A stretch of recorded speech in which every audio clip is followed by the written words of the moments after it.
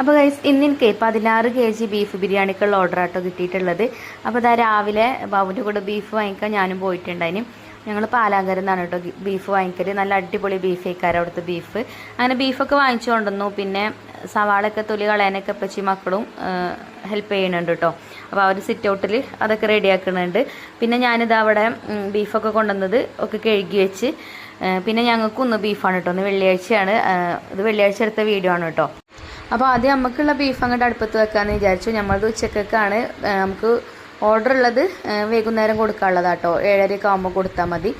അപ്പോൾ ഇതാ അടുപ്പൊക്കെ കത്തിച്ച് നമ്മുടെ ബീഫ് അടുപ്പത്ത് വെച്ചിട്ടുണ്ട്. അതിക്കിടാനുള്ള മസാലപ്പൊടികളും എല്ലാ ഐറ്റംസും ഇട്ട് കൊടുത്തിട്ട് പിന്നെ നമുക്ക് കൊടുക്കാനുള്ള ബിരിയാണിക്കുള്ള ബീഫ് ഞാൻ വേവിക്കാൻ വെച്ചിട്ടുണ്ട് കേട്ടോ. അതങ്ങനെ വിറകടുപ്പിലാകുമ്പോൾ ആക്കും പോലെ കടന്നിട്ട് അങ്ങനെ വെന്തോളും. ബീഫ് വേവിച്ചിട്ട് ബിരിയാണി ഉണ്ടാക്കുകയാണെങ്കിൽ നമുക്കൊരു ടെൻഷനും ഉണ്ടാവില്ല. അങ്ങനെ 2 ബീഫും അടുപ്പത്ത് വെച്ച് പിന്നെ എനിക്ക് കുറച്ച് ക്ലീനിങ്ങും കാര്യങ്ങളൊക്കെ ഉണ്ടായിരുന്നു. അപ്പോൾ അതൊക്കെ കഴിഞ്ഞ് പിന്നെ എൻ്റെ കുളി നിസ്കാരം ഒക്കെ കഴിഞ്ഞതിന് ശേഷം പിന്നെ ഉച്ച കഴിഞ്ഞിട്ടാണ് നമ്മൾ കുക്കിംഗ് സ്റ്റാർട്ട് ചെയ്യുന്നത് കേട്ടോ. പിന്നെ എനിക്ക് ചതച്ച് വെക്കാനുള്ളതൊക്കെ ഞാൻ ചതച്ച് വെച്ച്, കാരണം ചെറുതായിട്ടൊരു മഴക്കോളുണ്ടായിരുന്നു. അപ്പോൾ ആദ്യം ബിരിയാണി മസാല പൊടിച്ച് വെച്ചു, പിന്നെ ഇഞ്ചി വെളുത്തുള്ളിയും പച്ചമുളകും ഒക്കെ ചതച്ച് വെച്ച് പിന്നെ ഒരു 4 മണിക്ക് ശേഷമാണ് കേട്ടോ കുക്കിംഗ് സ്റ്റാർട്ട് ചെയ്തത്. 7:30 കൊടുത്താൽ മതിയല്ലോ ബിരിയാണി. അപ്പോൾ കുറേ നേരത്തെ ഉണ്ടാക്കി വെച്ചാൽ ചൂടാറും. പിന്നെ ബീഫ് നമ്മൾ ആദ്യം വേവിച്ച് വെച്ചതുകൊണ്ട് പിന്നെ വലിയ പണിയില്ല. അങ്ങനെ 2 ചെമ്പും അടുപ്പത്ത് വെച്ചിട്ടുണ്ട് കേട്ടോ. ഒരു ചെമ്പിൽ അരി തിളപ്പിച്ചൂറ്റിയാലെ വെള്ളം അടുപ്പത്ത് വെച്ചു, ഒരു ചെമ്പിൽ മസാല റെഡിയാക്കുന്നുണ്ട്. പിന്നെ ഇതിൻ്റെ ഫുൾ വീഡിയോ ഞാൻ ചെയ്തിട്ടുണ്ട് കേട്ടോ. അപ്പോൾ അതുകൊണ്ട് ഡീറ്റെയിൽ ആയിട്ട് ഞാൻ ഷോർട്ട് വീഡിയോയിൽ കാണിക്കണില്ല. ഫുൾ വീഡിയോ കാണാൻ താല്പര്യമുള്ളവർ ഒന്ന് കണ്ടുനോക്കോണ്ടിട്ടോ. അപ്പോൾ നമ്മളെ ബീഫ് ബിരിയാണി എല്ലാവർക്കും ഇഷ്ടമാണ്. അധികം ആൾക്കാരും നമുക്ക് ബീഫ് ബിരിയാണിക്കാണ് കേട്ടോ ഓർഡർ തരല്. അങ്ങനെ നമ്മൾ ബീഫ് ബിരിയാണിക്കുള്ള മസാല ഇവിടെ സെറ്റ് ആയിട്ടുണ്ട്. അപ്പോൾ ഇത് 16 കിലോ ബീഫാണ് കേട്ടോ. ഇനി നമ്മൾ റൈസ് എടുക്കുന്നത് 14 കിലോ ആണ്.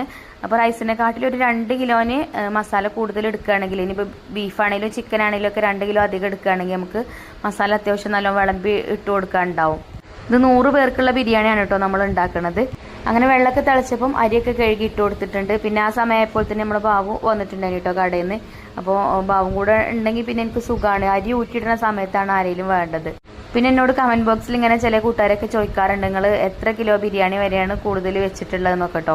അപ്പോൾ എനിക്ക് എത്ര ബിരിയാണി വേണമെങ്കിലും വെക്കാൻ ഇഷ്ടമാണ്, ഞാൻ ഉണ്ടാക്കുകയും ചെയ്യും. പക്ഷേ ഈ ചെമ്പൊക്കെ അടുപ്പത്തേക്ക് വെക്കാനും ഇറക്കി വെക്കാനും അങ്ങനെയുള്ള ബുദ്ധിമുട്ടും കാര്യങ്ങളൊക്കെ ഉള്ളൂ കേട്ടോ. കുക്കിംഗ് എനിക്ക് നല്ല ഇഷ്ടമാണ്. അതേപോലെ തന്നെ നല്ല കോൺഫിഡൻ്റ് ആണ് കേട്ടോ. കൂടുതൽ ഒക്കെ ഓർഡറൊക്കെ കിട്ടുമ്പോൾ നമുക്ക് ഉണ്ടാക്കി കൊടുക്കാനും ഒക്കെ.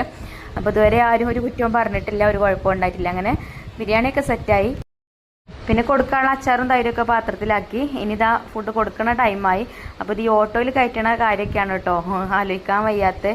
അപ്പോൾ മക്കളും എല്ലാവരും കൂടി ഞങ്ങളെല്ലാവരും കൂടിയിട്ട് അങ്ങോട്ട് ഓട്ടോയിൽ വെച്ച് കൊടുത്തു. അങ്ങനെ ബിരിയാണിക്ക് നല്ല റിവ്യൂ ആണ് കേട്ടോ കിട്ടിയത്.